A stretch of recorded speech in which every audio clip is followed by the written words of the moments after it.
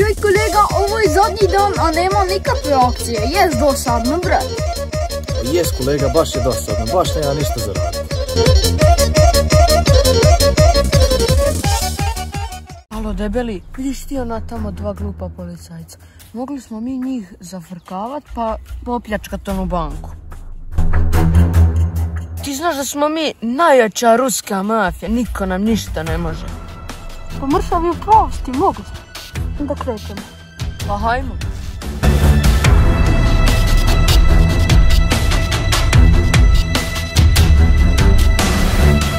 Kolega, ko su ovi momci, ha? Mislim kolega, znam, to je ona ruska mafija. Ja znam šta hoće. Znam i ja, glupa ne glupi, hoće u bank provaliti. A znam policajac, znaš ti da smo mi najgluplji policajci u Bosni, nismo dobili plate, ima 7 godina, ali branit ćemo ovu našu državu, jel tako? Pa tako je, treba poginut ćemo. Pa hajmo poginuti. Stanite dečki, ovo je pljačka. Hajte dečki, ovo je policija. A sad će vas dečki ovdje isprebijat. Ovako dečki, idemo šake na šaka, bez oružja, jel može? Može. Evo dečki, ja ću prvi baciti svoj pištolj.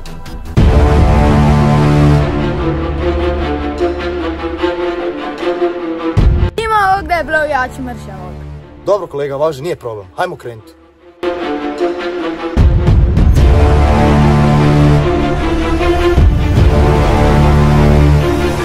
Sašti vid svog Boga.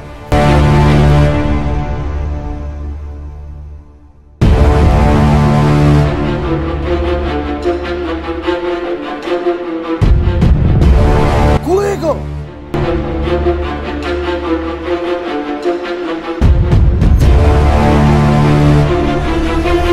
Uhapšen se!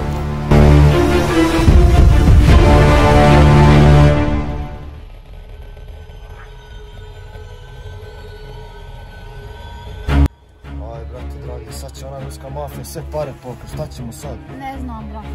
Ali oslobodit ćemo se mi. Moramo! Ne smijemo da pogradu naše pare. Da! Su mislili oni Bosanci da mogu na rusku mafiju, sad mi idemo tamo opljačkat. A vi ako želite par dva, da vam video morate ostaviti 500 lajkova!